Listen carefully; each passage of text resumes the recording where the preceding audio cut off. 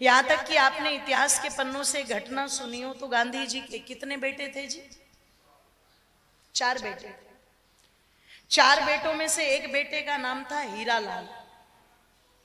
और कहते हैं एक बार हीरालाल एक बहुत सुंदर कोई मुस्लिम युवती रही होगी, उसके प्रेम पाश में बंद करके उससे विवाह करना चाहता था।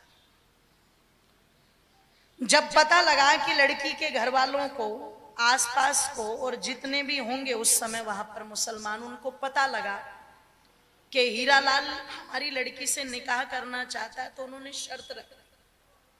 और शर्त क्या रख दी? हम अपनी बेटी से तुम्हारा निकाह करा देंगे, लेकिन हमारे यहाँ विवाह नहीं होगा, निकाह होगा। और निकाह काफिर के साथ तो हो नहीं सकता। तो बोले फिर कि तुम एक काम करो, मुसलमान बन जाओ। अब हीरालाल बिना हड्डियों का, उसने कहा कोई दिक्कत नहीं, मुझे क्या दिक्कत। और बेटा किसका है वो?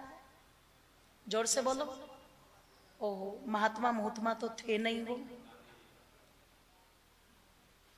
निवेदन आप लोगों के मध्य में कर दूं, उन्हें महात्मा कहने वाले तो बहुत बड़ी भूल करते हैं। महात्मा वही कह सकते हैं जिन्होंने उनके बारे में पूरी तरह से जाना नहीं। इसलिए मैं तो नहीं मानती, आप मानो वो बात अलग है। आप भी स्वतंत्र है, मैं भी स्वतंत्र।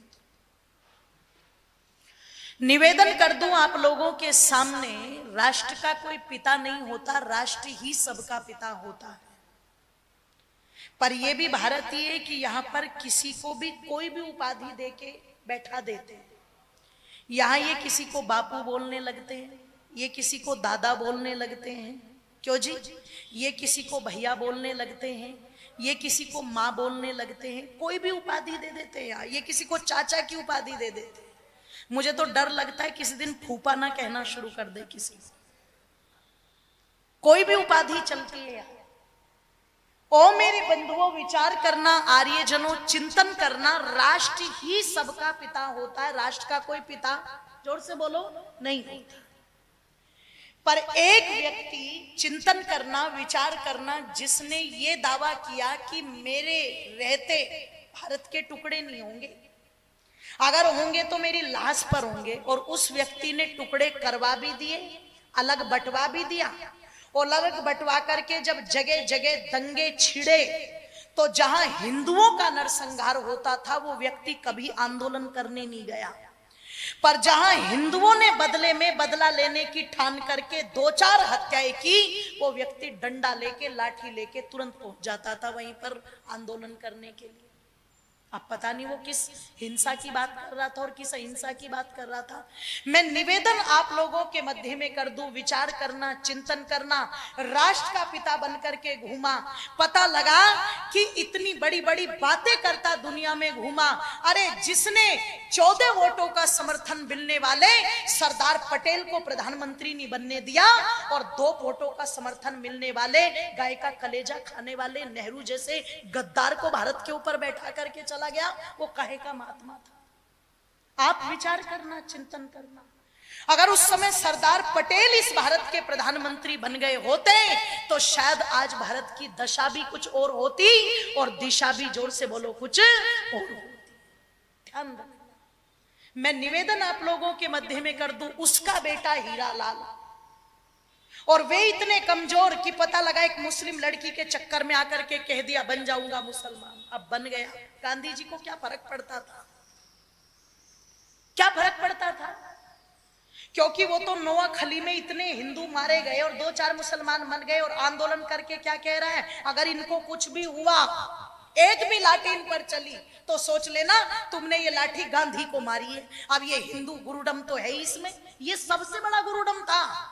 इतना तो राम रहीम का सिक्का नहीं चला, रामपाल का सिक्का नहीं चला, जितना इस देश में गांधी का गुरुडम चला। ध्यान रखना। बस अंतर इतना था, ये मंत्र दे के लूटते हैं, वो आंदोलन के नाम पर लूट करके चला गया लोगों को। उसने तुरंत बोल दिया अगर इनको एक भी लाठी लगी तो सोचो तुमने लाठी गांधी को मार दी। और बापू बापू कह के हिंदू बैठ गए और तुरंत वहां पर बंद कर दिया। आप विचार करना। तो उसे क्या फर्क पड़ना था?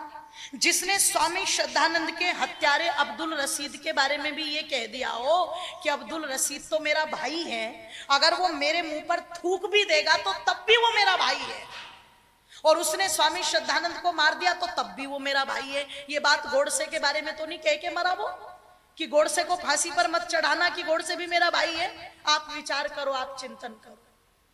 निवेदन कर रही थी आप लोगों के मध्य में, हीरालाल बन गया मुसलमान। अब गांधी जी को कोई फर्क नहीं पड़ रहा था, पर गांधी जी की जो पत्नी थी, बड़ी धर्मात्मा देवी थी, नाम क्या था? कस्तूरबा बाई। वो रो रही है, चिल्ला रही है और अपने पति से कह रही है, दुनिया को भाषण देते घूमते हो, दुनिया में आंदोलन करते घूमते हो, तुम्हारा अपना बेटा मुस्लिम बन गया, क्या तुम्हें कोई फर्क नहीं पड़ता? क्या तुम्हें नहीं लगता कि उसे वापस लेकर के आ जाना चाहिए? तब गांधी ने कहा था, सुनो, इस समय अगर हीरालाल को वापस लाने की ताकत किसी में है तो वो केवल और केवल आर्य समाज के विद्वान वापस ला सकते हैं, नहीं तो दुनिया की कोई ताकत नहीं है जो हीरालाल को वापस ले। तो कस्तूरबा जी ने आर्य समाज के विद्वानों से संपर्क किया और कहते हैं उत्तर प्रदेश बिजनौर में नगीना, वहां के 2 विद्वान, उन दोनों विद्वानों से कस्तूरबा बाई मिली, मिलकर के अपनी व्यथा और कथा उनके सामने रखी।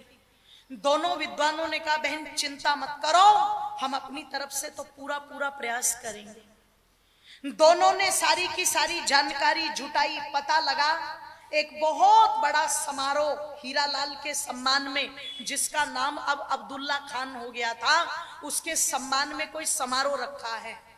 दोनों के दोनों विद्वानों ने अचकन की पजामी पहनी, लंबे लंबे कुर्ते पहने, तुर्की टोपी सर पर लगाई, नकली दाढ़ियां लगाई और लाहौल विला कुव्वत करते हुए पहुंच गए वहीं पर। अब जाकर के वहां सभा में बैठ गए। सभा खचाखच भरी थी, सम्मान चल रहा था अब्दुल्ला खान का, और जब सम्मान कर रहे थे तो बड़े गर्व से कह रहे थे, देखो काफिरों के इतने बड़े नेता का बेटा आज हमने अपने में मिला लिया। अरे कसम पाक की कि हम पूरी की पूरी इस काफिर जाति को एक दिन अपना बना करके छोड़ेंगे। तालियां बज रही थी खूब वहां पर। अब अब्दुल्ला खान से कहा, 2 शब्द तुम भी बोलो। अब अब्दुल्ला खान को ला करके मंच दिया।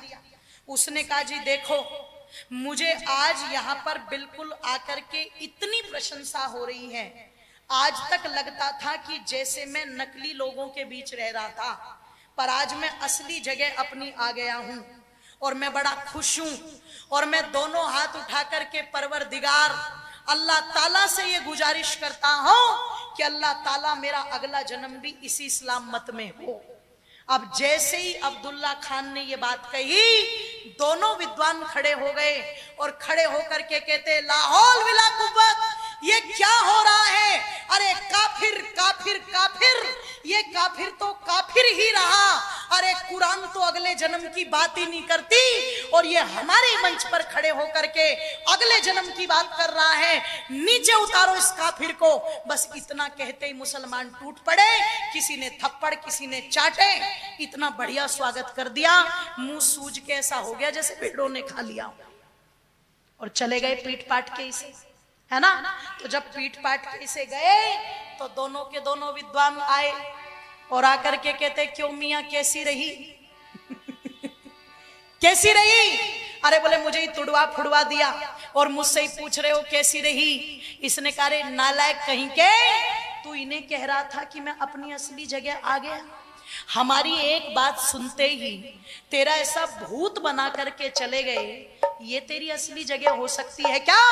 अरे तेरी असली जगह वो है जहां तेरी मां तेरे लिए आंसू बहा रही है। चल वापस, तुझे लेने आए हैं। ये तो तुझे एक ट्रेलर दिखाया था तेरी असलियत का। तुरंत कहते हैं माफी मांगी और अब्दुल्ला खान तुर्की टोपी उतार करके वापस चलने को तैयार हुआ।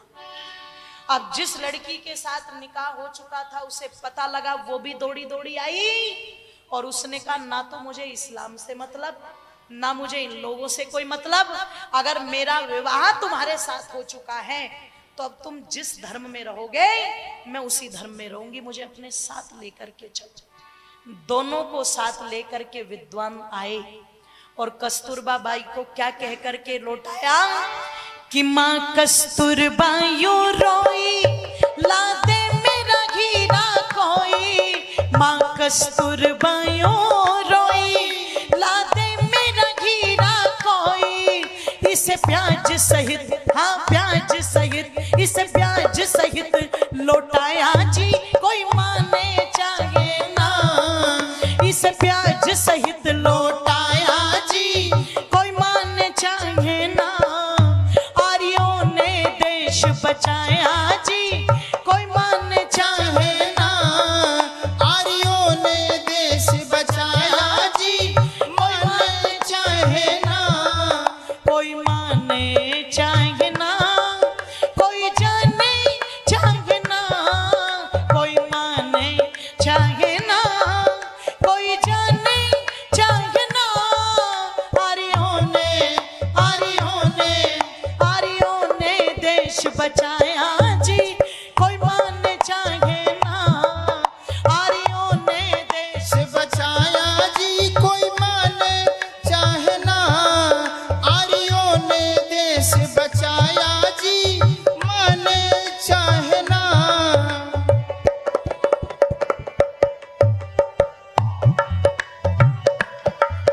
कम से कम 80-100 के गए जेल सभी आर्यों के। कम से कम 80-100 के गए जेल सभी आर्यों के। भारत को भारत आजाद कराया जी, कोई माने चाहे ना। भारत आजाद कराया जी, कोई माने चाहे ना। आर्यों ने देश बचाया जी, कोई माने चाहे ना। आर्यों ने देश बचाया जी, कोई माने चाहे ना। कोई माने चाहे ना, कोई जाने चाहे ना। आर्यों ने देश बचाया जी, कोई माने चाहे ना। आर्यों ने देश बचाया जी, कोई माने चाहे ना। कोई माने चाहे ना, कोई माने चाहे ना। कोई माने चाहे ना।